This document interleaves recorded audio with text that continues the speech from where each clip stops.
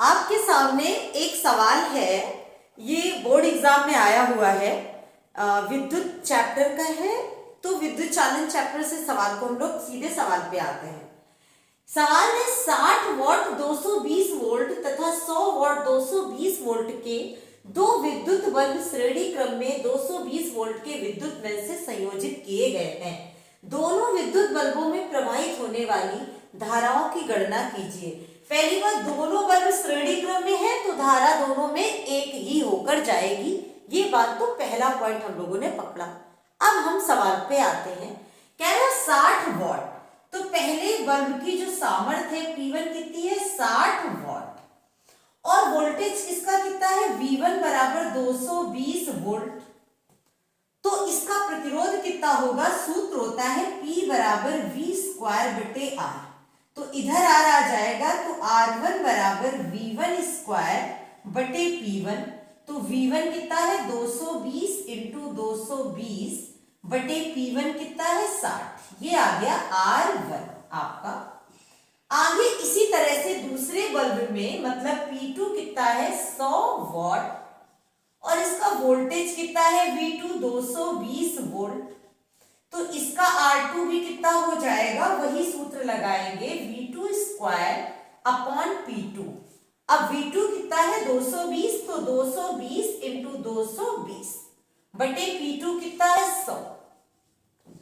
इसके बाद दोनों बल्बों को श्रेणी क्रम में जोड़ दिया गया है। इस तरीके से एक ये बल्ब है और एक ये बल्ब है।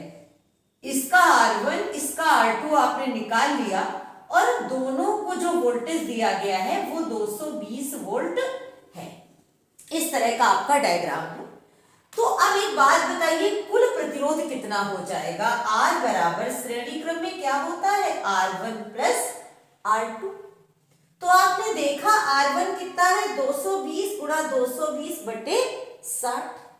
तो ये कितना आ गया आपका, अगर हम इसको काट दें, ये 0 से 0 चला गया, और 22 और 22 का गुणा 484 और एक 0 बटे 6 और प्लस R2 कितना है आपका 220 220 बटे 100, दोनों 0 चबा गए, तो ये कितना आ गया 484। अब कुल प्रतिरोध कितना आ जाएगा, इसको रफ किए दे रहे हैं। R बराबर आ जाएगा आपका 6 से अगर काटे तो, या भी ऐसे लिखा रहने दिया हमने, R बराबर आ गया 484, अगर कॉमन ले लिया तो कितना आ गया 10 बटे 6 प्लस 1, ऐसे लिख दिया कुल प्रतिरोध। अब वोल्टेज आपको पता है, इससे होकर धारा जाएगी, ऐसे घूम कर ऐसे आ जाएगी, प्लस सिरे से जितनी धारा गई है माइनस सिरे से उतनी ही प्रवेश करेगी। तो V बराबर IR, V कितना है 220 और I और R कितना आपका आया 484 और 10 बटे 6 प्लस 1। ये बात आई समझ में। 22 से काट दिया, 22 से कम 22, 22 दूनी 44, 4 बचा, फिर 22 दूनी 44।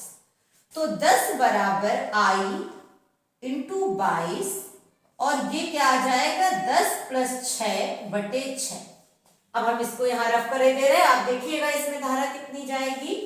ये चित्र केवल बना रखा, इसको रफ कर दिया, तो ये आ गया 2 से अगर काट दे 2 पंचे 10, 2 एकम 2, 2 एकम 2। अब 5 बराबर I इंटू 11, 10 6 16 बटे 6। अब ये कितना आ जाएगा, 11 से अगर काटा तो 11 चौक 44, कितना बचा 6 60, 11 बचे 55, 5 बचा 50, 11 चौक 44, कितना बचा फिर 6, अगर फिर लिखें तो 11 बचे 55, इतना आ गया। अब तिरछा गुणा करा तो 6 पंचे 30, 6 चौक 24, 24 3 27, और 6 पंचे 30, 30 और 2 32, और 6 चौक 24 25 26 27, दशमलव कितने 4 अंक बाद, बराबर I इंटू 16।